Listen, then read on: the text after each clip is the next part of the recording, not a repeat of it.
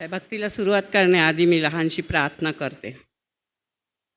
Hallelujah, hallelujah, hallelujah, hallelujah. स्तुती, धन्यवाद, धन्यवाद आमचे जिवंत थोरदे बापा. तुझ्या पवित्र नावाला मी धन्यवाद देत आहे प्रभू, कारण तू खरोखर प्रेमळ, दयाळू, कनवाळू परमेश्वर आहे प्रभू.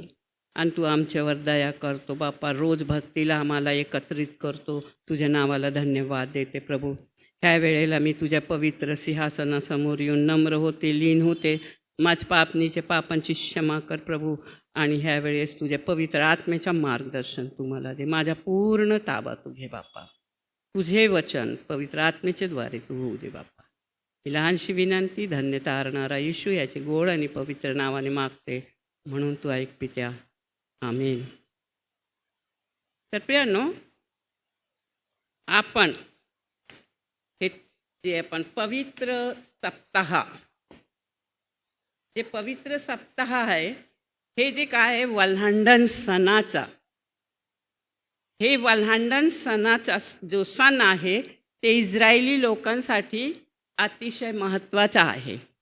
देवाने वल्हांडण सण पाळण्यासाठी इस्रायली लोकांना म्हटलेलं आहे की तुम्ही हे सण पाळलाच पाहिजे. आणि ह्या वल्हांडण सणाचा अर्थ हे की तुमचा सुटकारा आहे. ज्यावेळेस ह्या सणामध्ये एक यज्ञ होत आहे, त्या यज्ञ म्हणजे त्याच्यात तुमच्या पापातून तुमची सुटका. आणि ही विधी आपण पाहतो की इस्रायली लोकांना मोशेच्या वेळेस दिली गेली आहे.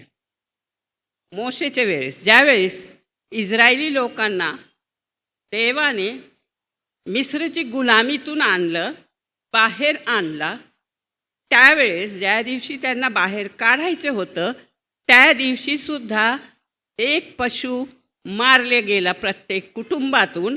आणि त्याचा रक्त जे दारावर लावलं गेला, त्या रक्ताच्या द्वारे त्यांच्या मृत्यूपासून बचाव झालेला आहे. अर्थात जिथे रक्त आहे, रक्ताचे द्वारे आमचा बचाव होतो. आणि मिस्रमधून ज्यावेळेस निघाले त्यावेळेस पुढे आल्यावर देवाने मोशेच्या द्वारे त्यांना ही विधी लावून दिलेली आहे. आणि देवाने देव म्हटलेला आहे, मी तुमच्यात वास करीन, म्हणून तू एक मंडप तयार कर. मंडप तू तयार कर. आणि मंडप जो आहे त्याचा नमुना असा आहे की मंडप आहे, अंगण जो आहे तिथं जी व्यक्ती आपला यज्ञ करायला येत आहे ती त्या अंगणात येते आपला यज्ञ पशु घेऊन. पवित्र स्थान आहे, तिथे याजक आहे आणि तो ते यज्ञ जो आहे तो तयार करत आहे. आणि मग महापवित्र स्थान आहे. आणि महापवित्र स्थान जो आहे तिथं वर्षातून एकदा याजक जो आहे तो रक्ताचा कटोरा महायाजकला देतो आणि महायाजक महापवित्र स्थानामध्ये तो प्रवेश करतो वर्षातून एकदा. ही नियम जो आहे हे मोशेच्या द्वारे इस्रायली लोकांना देवाने दिलेला आहे. पण प्रियांनो, हे जो यज्ञ आहे, हे जो बलिदान जो आहे ते परमेश्वराने जगाची निर्मिती जेव्हा त्यांनी केली त्यावेळेसच सुरू झालेला आहे. हे यज्ञ जगाची निर्मितीच्या वेळेसच देवाने केलेलं आहे. ते असं की ज्यावेळेस देवाने पृथ्वी निर्माण केली, आदम आणि हवेला निर्माण केलं, आणि ते ज्यावेळेस परीक्षेत पडले, त्यांनी पाप केलं, देवाची आज्ञा मोडली, आणि पापात पडल्यामुळे देवाने त्या ठिकाणी त्यांना काय केलेली आहे, शिक्षा दिलेली आहे. इथं घटना अशी झालेली आहे, सर्पाने हवेला फसवलं आणि तिने ते फळ तोडलं आणि खाल्लं. मग परमेश्वराने त्यांना तिघांना विचारलेलं आहे, कारण ज्यावेळेस देव त्यांना भेटायला आला म्हणे, आदम तू कुठे आहे? तो म्हणे, मी लपलो आहे. मी इथे आहे, लपलो आहे का? तर तू मी जे मना केलं होतं ते फळ खाल्लं का? हो, मी खाल्लं. तू मला जी ही स्त्री दिली ना, तिने मला दिलं आणि मी खाल्लं. हवेला विचारलं तर म्हणे हे सर्पाने मला सांगितलं म्हणून मी खाल्लं. कुणी आपली चूक कबूल केली नाही. मग तिघांना काय झालेली आहे? ठिकाणी शिक्षा दिलेली आहे. आणि ज्यावेळेस देवाने शिक्षा दिली तर आदामाला म्हटलं की तू काय करणार? घाम गाळणार, तेव्हा तू भाकर खाशील. आणि तू घाम गाळल्याशिवाय ती भाकर खाऊ शकत नाही. स्त्रीला प्रसवण्याची पीडा आणि परत परत त्याच्यामुळे तुला तारण आहे. आणि ह्यावेळेस परमेश्वर सैतानाला म्हणतो की तू धूर्त आहे. सर्पाला म्हणतो तू धूर्त आहे आणि तू काय केलेलं आहे की ह्यांना फसवलेलं आहे. म्हणून इथून पुढे तू काय करशील? पोटाचे बल चालशील, माती खाशील. आणि त्याच्यावरून अजून देवबाप एक गोष्ट बोलतो त्याला. तर वचन यस ते काय आहे? 14वा वचन, उत्पत्ती 3रा अध्याय त्याच्या 14वा वचन, 15वा वचन. 14मध्ये कसं आहे? तेव्हा परमेश्वर देव सर्पास म्हणाला, तू हे केले म्हणून सर्व ग्राम पशु व वंशर याहून तू शापग्रस्त हो. तू पोटाने चालशील आणि जन्मभर माती खाशील. आणि तू व स्त्री, तुझी संतती वा तिची संतती यामध्ये मी परस्पर वैरी स्थापिन. ती तुझी डोके फोडील आणि तू तिची ताज. इथे जो सैतानाला देवाने म्हटलेला आहे की तुझी जे तुला जे शिक्षा जे तुला आहे ते स्त्रीची संतती तुझं डोकं फोडणार आहे. आणि ही जे प्लॅनिंग आहे ही देवाने त्या क्षणी केलेली आहे की मनुष्याला पापातून काढण्यासाठी हे यज्ञ करावं लागणार आहे.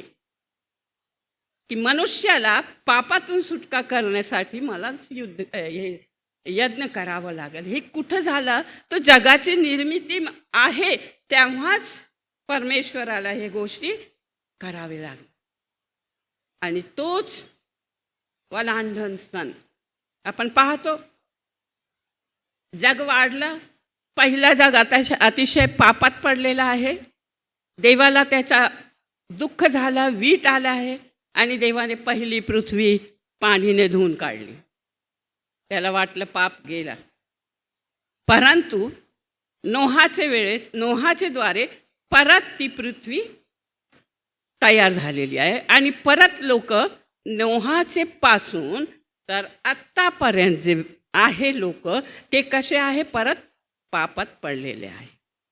आणि हे पापातूनच तो सुटका करायला देवाने ती योजना केली. ती योजना प्रियानो स्वर्गीय योजना आहे. आणि म्हणून ज्यावेळेस देवाने त्या पाहिलं की हे जग जो आहे हे पण पापात पडलेलं आहे. आणि नोहापासून तर मोशेपर्यंत देव पाहत आहे आणि देवाला दुःख होत आहे. मग परमेश्वराने जो मोशेचे द्वारे ज्यावेळेस इस्रायली लोकांना काढला त्यावेळेस त्यांनी हे विधी, हे नियम मोशेचे द्वारे त्यांना दिलं की तुम्ही पाप करता म्हणून तुमच्या पापासाठी तुम्हाला यज्ञ करायचे आहे. कारण रक्ताशिवाय पापमोचन नाही. आणि मग ते आपण इब्रिकरास त्याचा 9वा अध्याय आपण वाचूया. इब्रिकरास त्याचा 9वा अध्याय 23 पासून तर 28 याप्रमाणे स्वर्गातील वस्तूचे नमुने अशाने शुद्ध होणे अवश्य होते. स्वतः स्वर्गीय वस्तू तर याहून चांगल्या यज्ञाने शुद्ध होणे अवश्य होते. खऱ्या गोष्टीच्या नमुन्यासारखे हाताने केलेले पवित्र स्थान यात ख्रिस्त गेला नाही, तर आपल्यासाठी देवासन्मुख उभा राहण्यास स्वर्गात गेला. आणि जसा प्रमुख याजक प्रतिवर्षी दुसऱ्यांचे रक्त घेऊन पवित्र स्थानात जातो, तसा तो स्वतःला वारंवार अर्पण कराव्यास गेला नाही. तो गेला असता तर जगाच्या स्थापनेपासून त्याला वारंवार दुःख सोसावे लागले असते. पण तो युगाच्या समाप्तीस स्वतःचे यज्ञाने पाप नाहीशी करण्यासाठी एकदाच प्रगट झाला. ज्या अर्थी मनुष्यास एकदाच मरणे वा त्यानंतर न्याय होणे नेमून ठेविले आहे, त्या अर्थी ख्रिस्त बहुतांचे पाप स्वतःवर घेण्यास एकदाच अर्पिला गेला आणि जे त्याची वाट पाहतात त्यांचे तारणासाठी पापविरहित असा दुसऱ्यांनी दिसल. आता आपण इथे पाहतो काय म्हणतो तो, स्वर्गातील वस्तूंचे नमुने. ही जी योजना देवाने केली ही पवित्र आहे, स्वर्गाची योजना आहे. तर ही योजना जी आहे ती येशू ख्रिस्ताच्या द्वारे पूर्ण होणार होती, कारण तो देवाचा कोकरू आहे.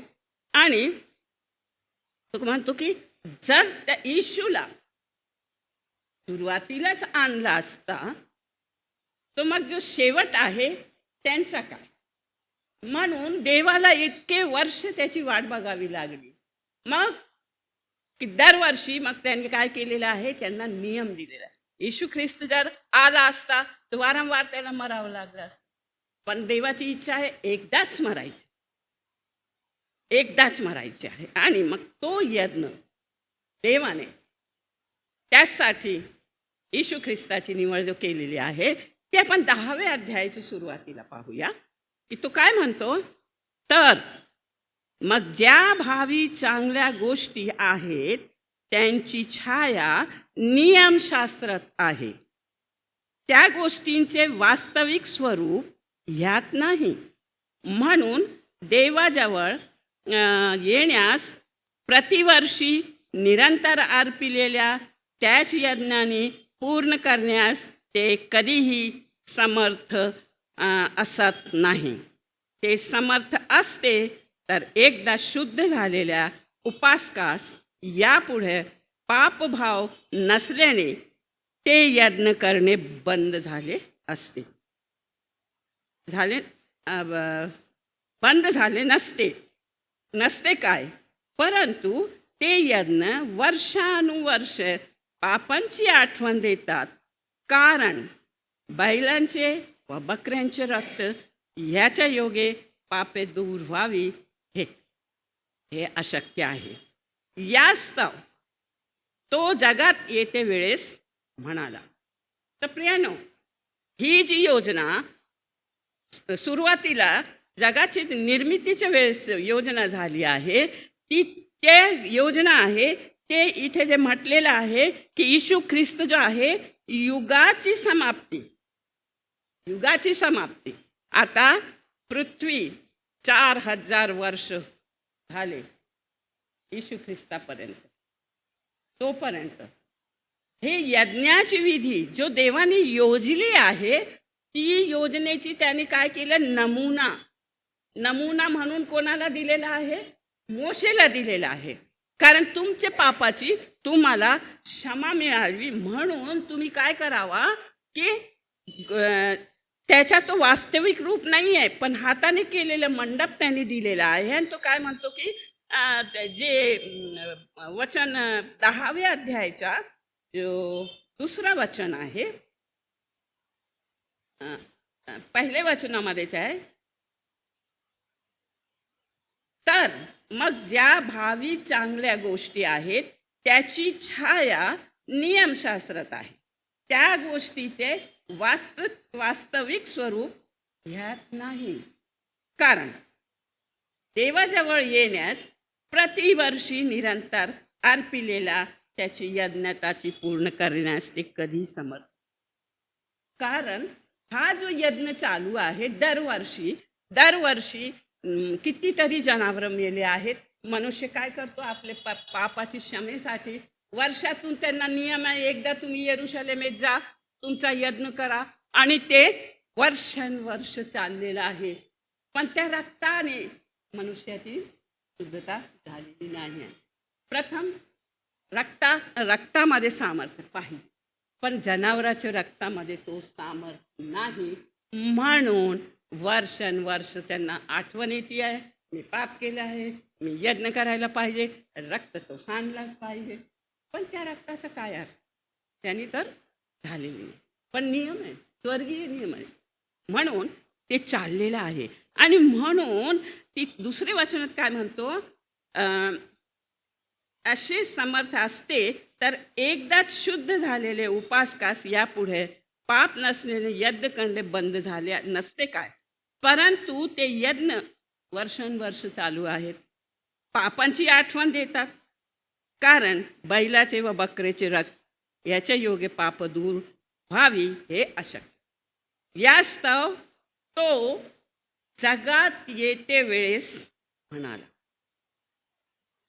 कोण म्हणाला जगात येते वेळेस? अर्थात येशू ख्रिस्त. कारण देवाची योजना आहे की मी माझ्या पुत्राचं बलिदान करीन. तो ह्या ठिकाणी काय म्हणत आहे, यज्ञ पशु, 5वा वचन, यज्ञ पशु व अन्नार्पण याची तुला इच्छा नाही. तू माझ्यासाठी शरीर तयार केले आहे. होमांनी व पापाबद्दल अर्पणांनी तुला संतोष झाला नाही. यावरून मी म्हणालो, पहा हे देवा, ग्रंथपटात माझ्याविषयी लिहून ठेवले आहे, तुझ्या इच्छेप्रमाणे करण्यास मी आलो आहे. दुसरे वचन 5वे वचनामध्ये तो म्हणतो, यज्ञ पशु व अन्नार्पण यांची आता तुला इच्छाच राहिली नाही. वर्षानुवर्ष तू बघत आहे. तू माझ्यासाठी शरीर तयार केले आहे. येशू ख्रिस्त म्हणत आहे, तू ह्या गोष्टींनी संतुष्ट नाही आहे, पण ज्याने तू संतुष्ट होणार आहे त्यासाठी तू मला शरीर दिलेलं आहे. प्रिया, कोणता शरीर आहे? स्त्रीची संतती. जे सुरुवातीला केलेलं आहे की तुझा डोकं कोण फोडेल? स्त्रीची संतती. येशू ख्रिस्ताचा जन्म कशाला? येशू ख्रिस्ताला स्त्रीची संतती म्हटलेलं आहे, मनुष्याची संतती नव्हे. पती पत्नीचे द्वारे झालेली संतती नाही आहे, तो स्त्रीची संतती आहे.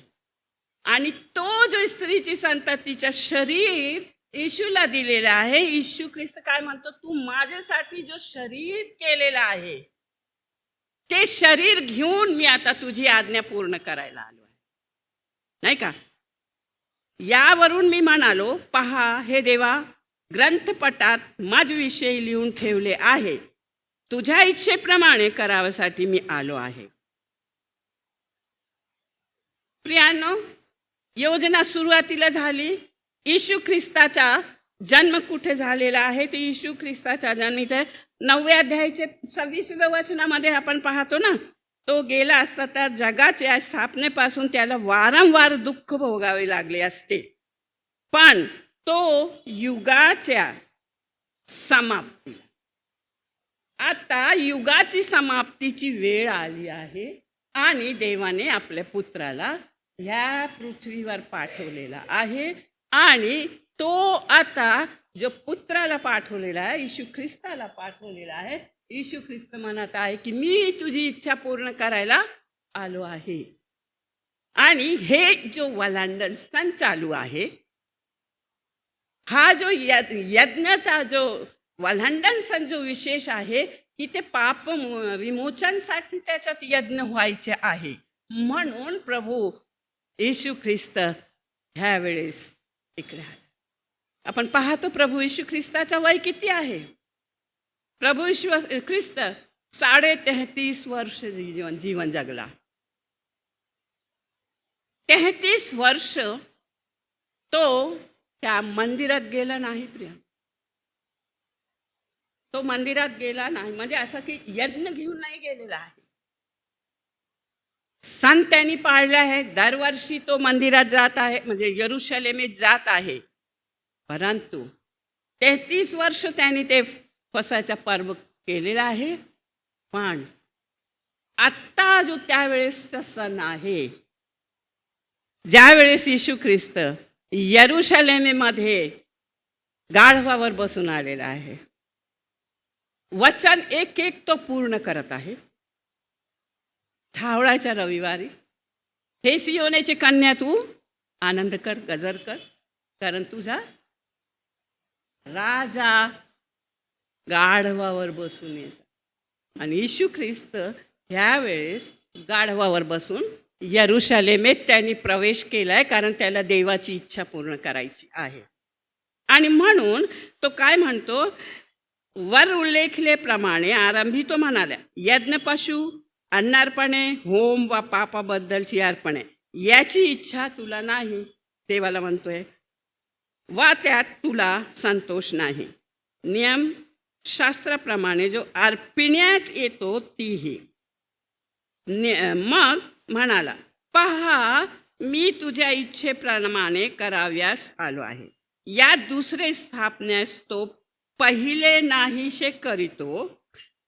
त्या इच्छेने आपण येशू ख्रिस्ताच्या शरीराचा एकदाच झालेले अर्पणाचे द्वारे पवित्र केले गेले आहो.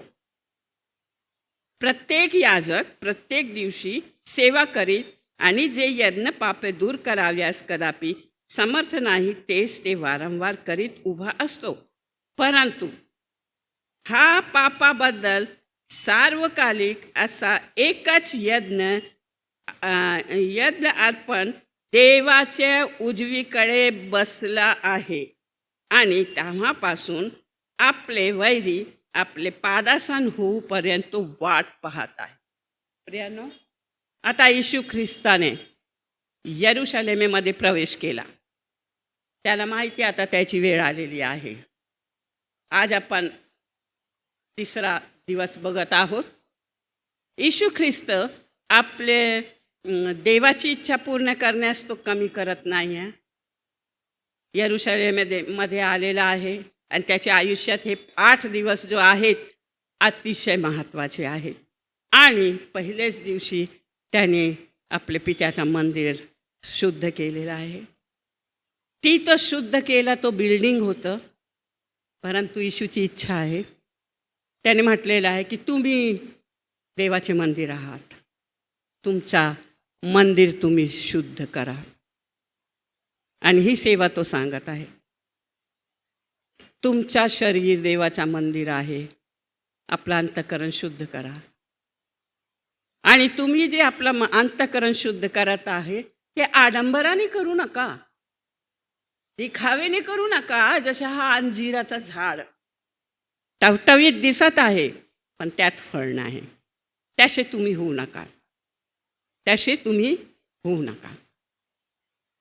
तिसऱ्या दिवशी तो म्हणत आहे, त्याला माहीत आहे तो आता बेचैन झालेला आहे, जसे दिवस चाललेले आहेत.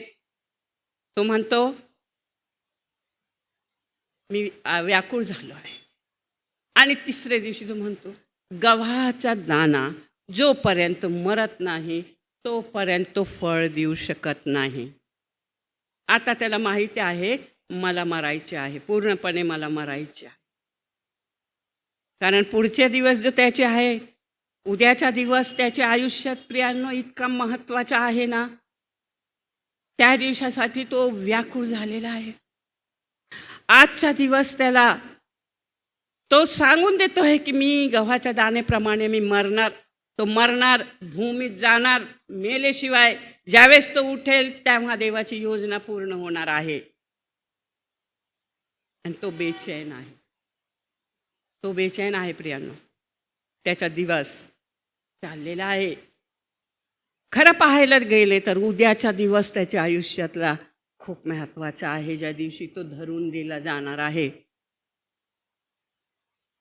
येशू आपली योजना पूर्ण करत आहे प्रियांनो, परंतु अजून एक योजना पृथ्वीवर बनत आहे. तो विचार करत आहे, मी येशूला कसे धरून देईल. याजक वगैरे म्हणतात, तुम्ही तर सारे सारखे दिसता, आम्ही त्याला ओळखू शकणार नाही, आम्हाला तू नीट कसं सांगशील. तर योजना काय झाली आहे. तो म्हणतो, ज्याला मी चुंबन घेईन, ज्याला मी चुंबन घेईल तोच येशू आहे, त्याला तुम्ही धरा.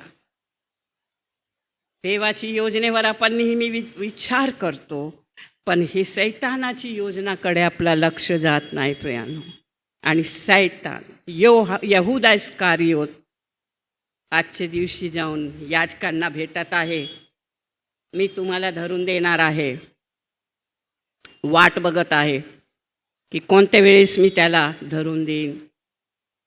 गुरुवारच्या दिवशी त्याला चान्स मिळत आहे, ज्यावेळेस येशू ख्रिस्त नवीन करार करत आहे, नवीन करार करत आहे, त्यावेळेस तो ही योजना पूर्ण करायचा ठरवित आहे की मी तुम्हाला बोलवीन.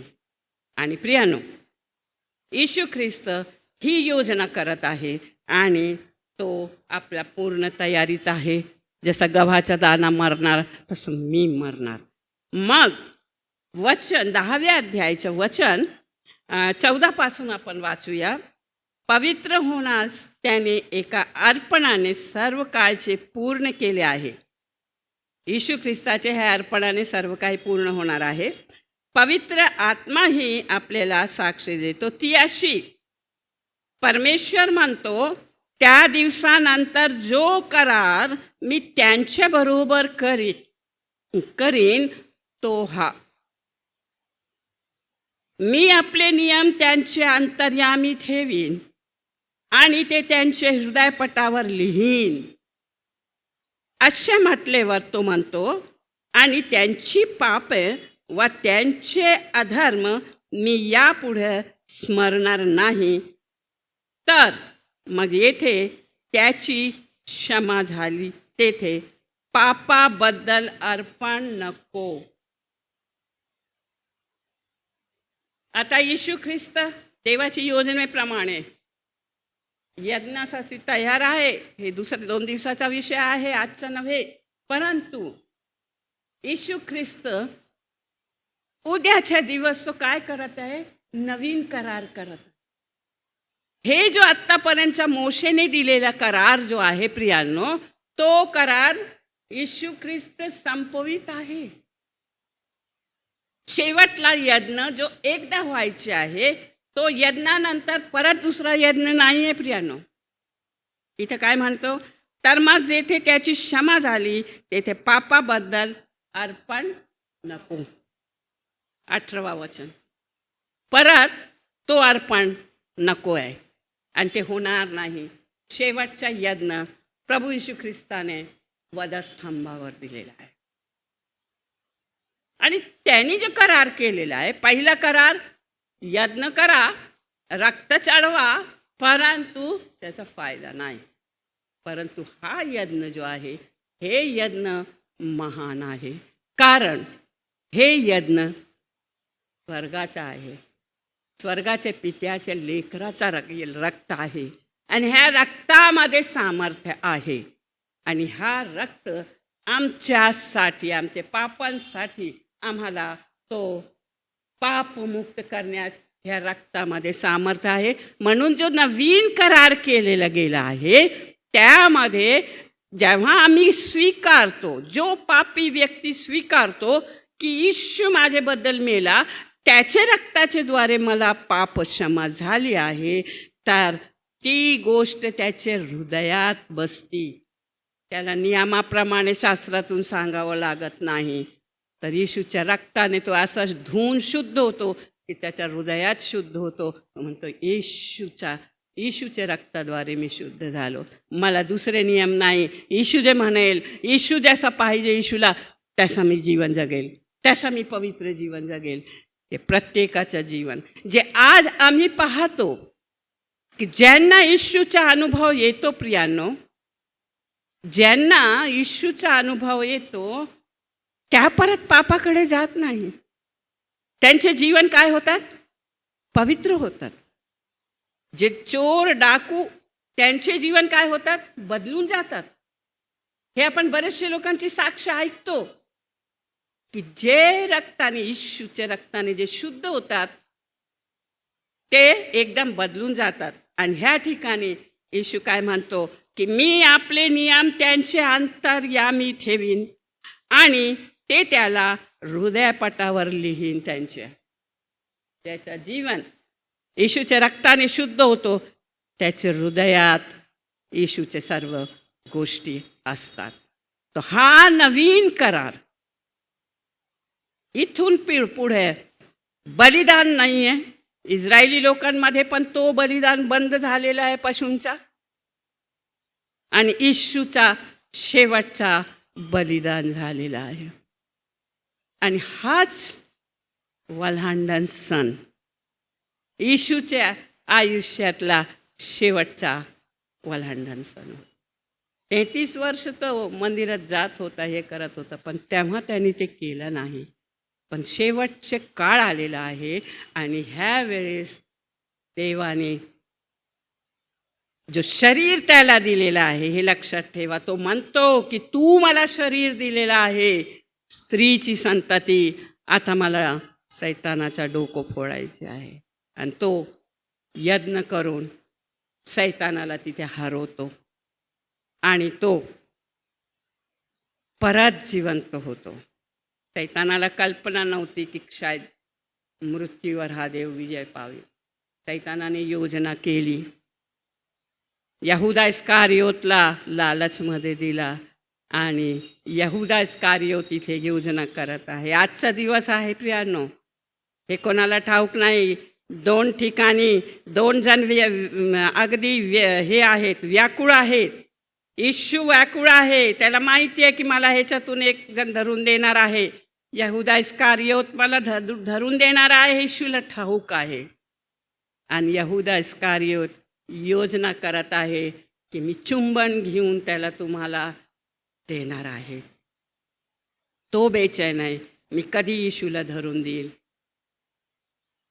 प्रियांनो, तर हा जो यज्ञ आहे, हा वल्हांडण सण जो आहे, हे देवाची दृष्टीने सुरुवात जगाची निर्मितीपासून तर शेवटपर्यंत ह्या यज्ञाला महत्त्व आहे. आणि शेवटी हा यज्ञ येशू ख्रिस्ताच्या वेळेस समाप्त होत आहे. तो मोशेद्वारे जो नियम बांधलेला आहे, हाताने नेमलेले मंडपात तो यज्ञ व्हायचा. पण हा मंडप, हा स्वतः येशू ख्रिस्त आपला रक्त घेऊन देवापुढे गेलेला आहे आणि तिथे जाऊन बसलेला आहे. तो वाट बघत आहे. सगळे जो वैरी आहेत त्यांच्या काय 10व्या अध्यायाच्या 12वा वचन, परंतु हा पापाबद्दल सार्वकालिक असा एकच यज्ञ अर्पून देवाच्या उजवीकडे बसला आहे आणि तेव्हापासून आपले वैरी आपले पादासन होत तोपर्यंत वाट पाहत आहे. आणि मग त्यांनी नवीन करार पण दिलेला आहे. जेव्हा तो आपल्या शिष्यांबरोबर भोजन करतो त्यावेळेस तो नवीन करार करतो की हे भाकर घ्या, हे माझा मांस आहे, आणि हे द्राक्षरस देतो आणि हे माझा रक्त आहे, हे तुमच्या पापासाठी वाहिलं जात आहे, याची आठवण करा. प्रियांनो, तुम्ही आणि मी, आम्ही दर महिन्याला प्रभू भोजन घेत आहोत. आमच्यासाठी अर्पण होऊन गेलेलं आहे, परत दुसऱ्यांदा होणार नाही आहे. देवाने एवढे वर्ष वाट पाहिली की हे यज्ञांचे द्वारे शायद पाप कमी होईल, पण झालं नाही. नोहाचे पासून मोशेपर्यंत 1300-1400 वर्ष झाले ही विधी चालूच आहे, पण त्याचा काही एक फायदा नाही. आणि तेव्हा देवाने जे मोशेला नियम लावून दिलं त्याचाही काही फायदा नाही आत्तापर्यंत. पण ज्यावेळेस येशू ख्रिस्ताने जो शेवटचं बलिदान केलं प्रियानो, ते बलिदानामुळे तुम्ही आणि आम्ही आज काय झालो आहोत? पापातून मुक्त झालेले आहोत. लक्षात ठेवा, परत आता यज्ञ नाही आहे, त्या रक्तामध्ये सामर्थ्य आहे. आणि जर आम्ही त्या रक्ताच्या द्वारे आज आम्ही शुद्ध झालेले नाही आहे तर दुर्दैवाची गोष्ट आहे. यज्ञ परत होणार नाही, होऊन गेलेला आहे. करायचे काय? तो विश्वास करायचे आहे. विश्वास करायचा आहे की येशूने माझ्या पापासाठी आपला प्राण दिलेला आहे आणि त्याच्याद्वारे मला मुक्ती मिळालेली आहे. आणि आत्ता तो वलांडण संपला आहे. येशूच्या वेळेस हा वलांडण सण संपला आहे, कारण जो नवीन करार आलेला आहे येशूने केलेला, विश्वासाचे द्वारे, पश्चातापाचे द्वारे आम्हाला सुटका आहे.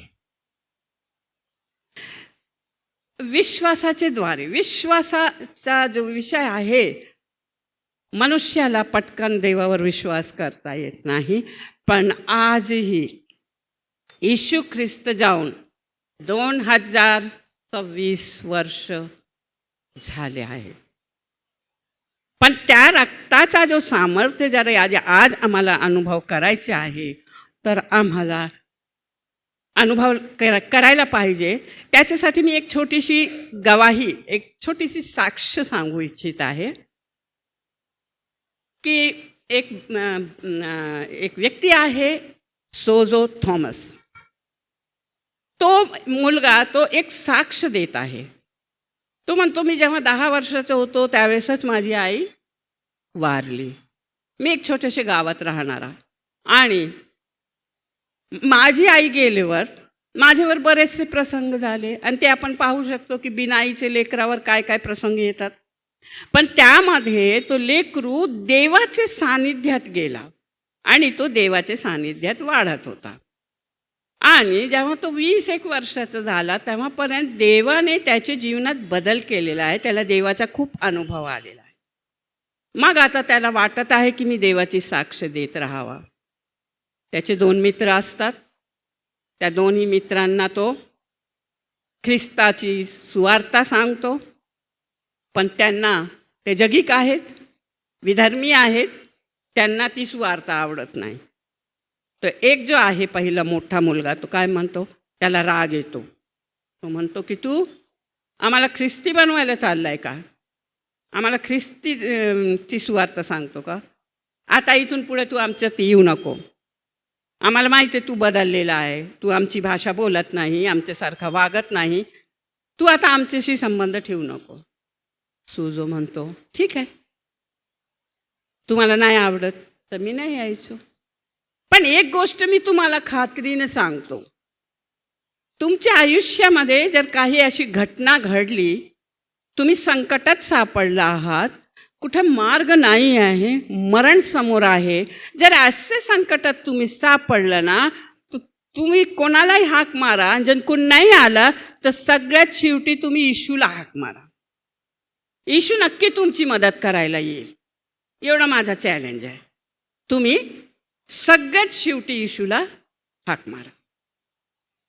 आणि ते विभक्त होतात, मग ते भेटत नाही. आणि मग तो काय म्हणतो की मी त्यांच्यात गेलो नाही, मी आपल्या ख्रिस्तामध्ये जीवन जगत राहिलो आणि ते आपल्या ह्याच्यात. पण 6 महिन्यानंतर सोजो थॉमस सांगतात की त्यांना एक फोन येतो. आणि फोन कोणाचा आहे? तो पहिल्या मित्राचा आहे, जो रागवलेला आहे. ह्यानी मला कसं काय फोन केलेला आहे? आणि मग तो फोन उचलतो तर समोरून फोनवर ती व्यक्ती जोरात रडत आहे, जोरात रडत आहे. आणि हे रडतोय म्हणून हे सुजो घाबरलं. अरे तुला काय झालं, का तू एवढं रडत आहे, सांग मला काय झालं आहे. तो रडतो, त्याला आवरत नाही आहे. मग जरा वेळाने तो थोडासा कंट्रोल करतो. मग तो म्हणतो, मला तू सांग तुला काय झालेलं आहे. मग तो म्हणतो, सुजो, तू जे मला म्हणाला होता ना की येशू खरा देव आहे, जिवंत देव आहे, ते खरं आहे रे, खरं आहे. सुजो म्हणतो, झालं काय, काय झालं तुझ्याबरोबर मला सांग. मग तो म्हणतो की मला खूप त्रास होत होता, मला मायग्रेनचा त्रास होता, म्हणून खूप चिडत होतो मी आणि माझी परिस्थिती खूप वाईट होती. तर मला असं वाटलं होतं की मरावा, जीव द्यावा, इतका मला मायग्रेनमुळे त्रास होत होता आणि मी अगदी त्रस्त झालो होतो आणि मी आपला जीव देण्याचं बेतत होतो, असं मला वाटलं होतं.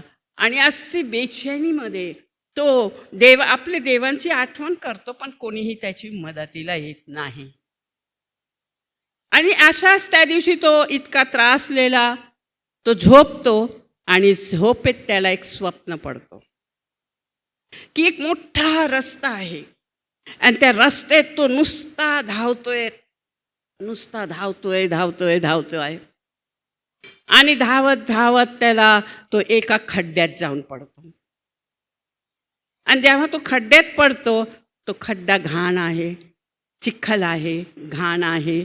आणि तो आपल्या देवांना हाक मारतो, जे काही त्याचे देव आहेत त्यांना, मला वाचवा, मला वाचवा, मला वाचवा.